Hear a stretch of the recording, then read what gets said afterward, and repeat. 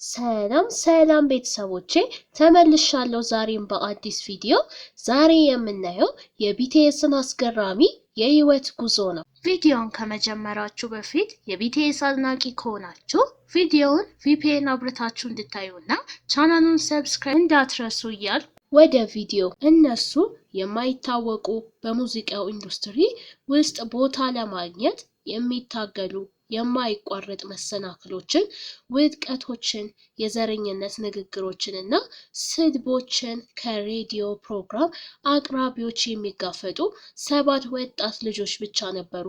ተስፋ ከመቁረጣቸው የተነሳ ለስራቸው ደህና ሁኑ ለማለት ተቃርበው ነበር። ነገር ግን በጥቂት ዓመታት ውስጥ ከዓለማችን ታዋቂ የኮሪያ ወንድ ባንዶች አንዱ እንደሚሆኑ ምንም የማያውቁት ነገር አልነበረም። በጣም ብዙ ርቀት ተጉዘዋል፣ ታሪክ ሰርተዋል፣ ለተሰጠው መንገድ ጠርገዋል። ይህ ታሪካቸው ነው።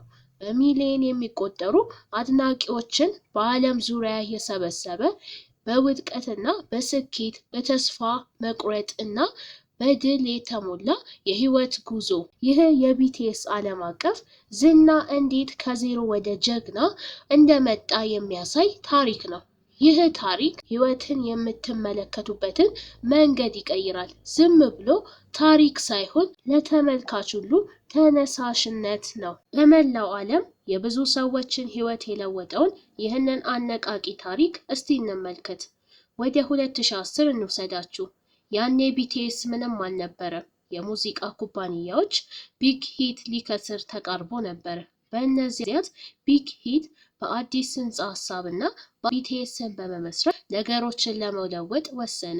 ነገሮች እርግጠኛ ያልሆኑበት ከባድ ጊዜ ነበረ።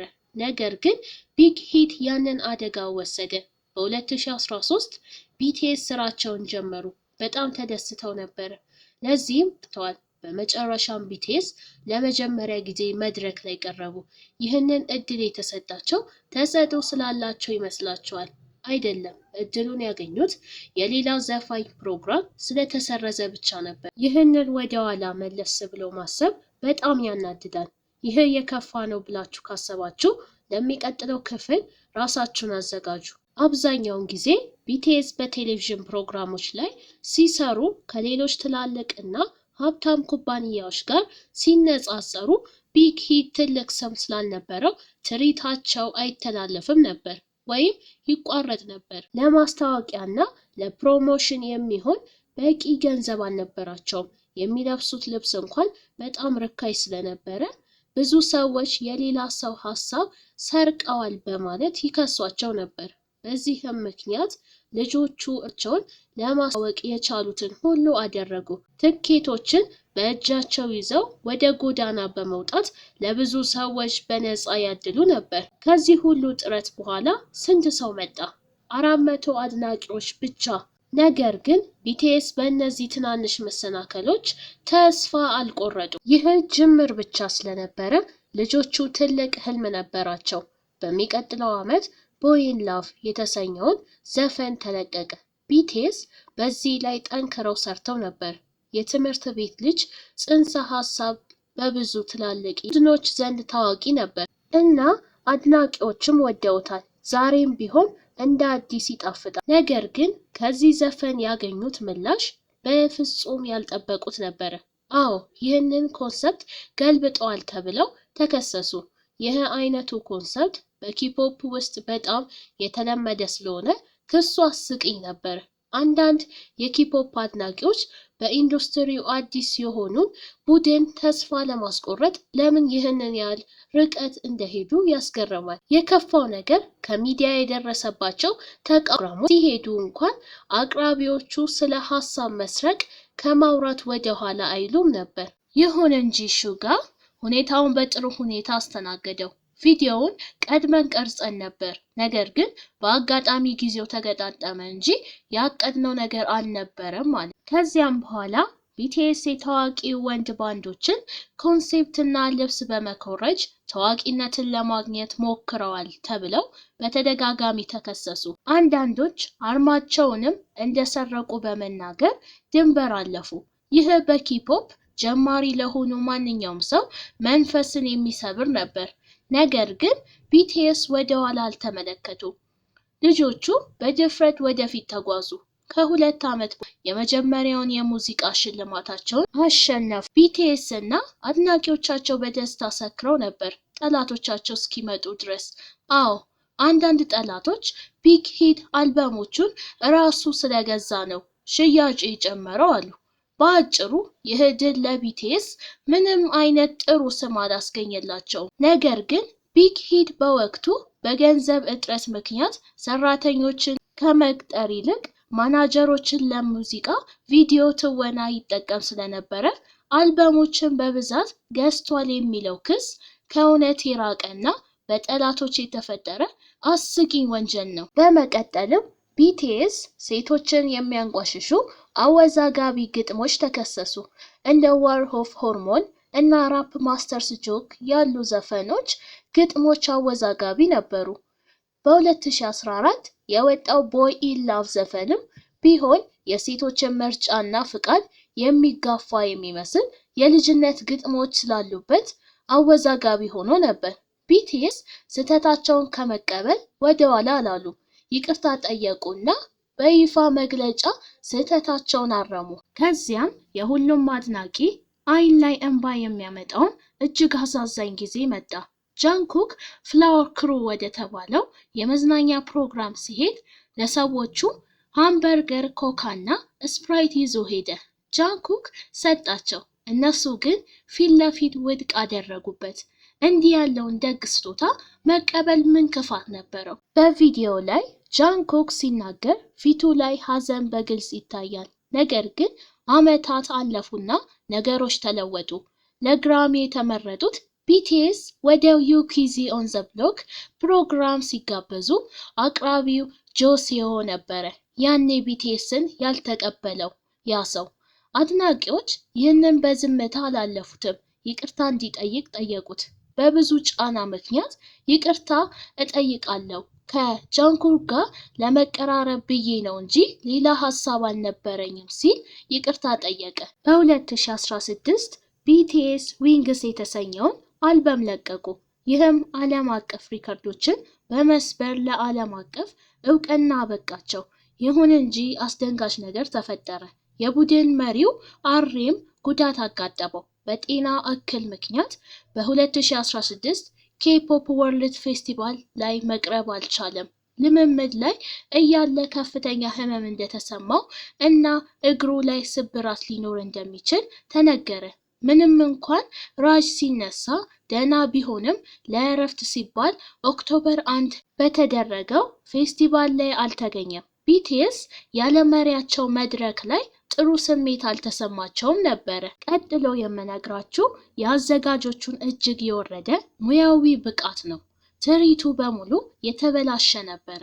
ቢቲኤስ በመስፈንም ሆነ በመደነስ አቅማቸውን አውጥተው ነበረ የሰሩት። ነገር ግን መብራት አልነበረም፣ ካሜራ አልነበረም። ትርኢቱ የተቀረጸው በአድናቂዎች ስልክ ብቻ ነበር። ልጆቹ በጣም ደክመውና ላብ በላብ ሆነው ነበር። ነገር ግን ያገኙት ምላሽ በጣም የሚያሳዝን ነበር።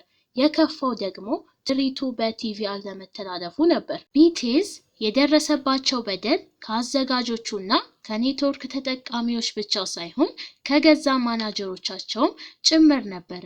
ከቢቲኤስ ማናጀሮች አንዱ እጁን አንስቶ ጃንኩክን ሊመታ ሲል የሚያሳይ ቪዲዮ አለ። ብዙዎች እንደተናገሩት ማናጀሩ በጥሩ ሁኔታ እያወራው ሳለ ጥፋ እያለው ነበረ። ይህ ክሊፕ ከ2016 የቪዲዮ ቀረጻ የተገኘ ነው። ዲሴምበር 10 ላይ ቢግ ሂት አድናቂዎችን ስላሳሰበ ይቅርታ ጠይቆ በማናጀሩ ላይ ጥብቅ እርምጃ መውሰዱን ገለጸ። በአንድ ኮንሰርት ላይ ቪ የአያቱን ሞት ለአድናቂዎች ተናገረ። ቪ ከአያቱ ጋር በጣም ቅርብ ስለነበረ በጣም አዝኖ ነበረ። በዚህ የሐዘን ወቅት ድጋፍና መጽናናት ሲገባው ወይም ቢያንስ ብቻውን እንዲያዝን መተው ሲገባቸው ጠላቶች ነገሩን አባባሱት። የግድያ ማስፈራሪያዎች ከመላክ በተጨማሪም ከአያቱ ጋር መሄድ እንደነበረበት የሚሉ እጅግ ክፉ አስተያየቶችን ሰጡ። ነገሮች ከቁጥጥር ውጪ ሲሆኑ እና ጥላቸው ሲበረታ ቢግ ሂት ከኖቬምበር 10 ጀምሮ በቢቲኤስ አባላት ላይ የሐሰት ወሬና የግል ጥቃት በሚሰነዝሩ ላይ ህጋዊ እርምጃ እንደሚወስድ አስታወቀ። ነገር ግን ማስጠንቀቂያው ጠላቶችን አላስቆማቸውም። በ2017 የቡድኑ ዘፋኝ ጂሚን ብዙ የግድያ ማስፈራሪያዎች ደረሱበት። በዚህም ምክንያት ጥበቃ ተጠናከረ። አድናቂዎቻቸው ለቢቲኤስ ያላቸውን ፍቅርና ድጋፍ ለማሳየት በእጃቸው የሰው አጥር ሰሩ። ይህም በቢቲኤስ ታሪክ እጅግ አስደሳች ክስተት ነው። በ2017 ቢቲኤስ ወደ ቢልቦርድ ሙዚቃ አዋርድስ ተጋበዙ። ይህ ለኪፖፕ ቡድን ትልቅ ስኬት ነበረ። ልጆቹ ደስተኞች ነበሩ። በወቅቱ በጣም ወጣትና በውጭ ሀገር እንግዳ ስለነበሩ ጫናና አይን አፋርነት ነበረባቸው። አብዛኞቹ አባላት እንግሊዘኛ አይናገሩም ነበር። የውጭ ቋንቋ ስለማያውቁ ተሰድበዋል፣ እንዲሁም ተዋርደዋል። ይህ በጣም እንግዳ ነገር ነው። አሁን ግን ቢቲኤስ እነዚያን አመለካከቶች ሰብረው ስኬታማ በመሆን እና ዓለም አቀፍ እውቅናን በማግኘት ኩራት ይሰማቸዋል። እንግሊዘኛ ማወቅ አስፈላጊ አይደለም። የሚያስፈልገው ተሰጥኦና ቁርጠኝነት ብቻ ነው። በኋላም ቢሆን ቢቲኤስ ሽልማት ባሸነፉ ቁጥር ጠላቶች የሽልማት ድረገጾችን ያጨናነቁ ነበር። ማጭበርበር ነው የከፋ ሲሆን ለአባላቱ የግድያ ማስፈራሪያ ይልኩ ነበር።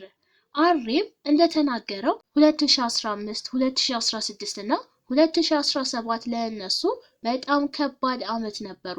ሹጋ እንደጨመረው በ2018 ቡድኑን ስለመበተንና ደህና ሆኖ ስለማለት አስበው ነበረ።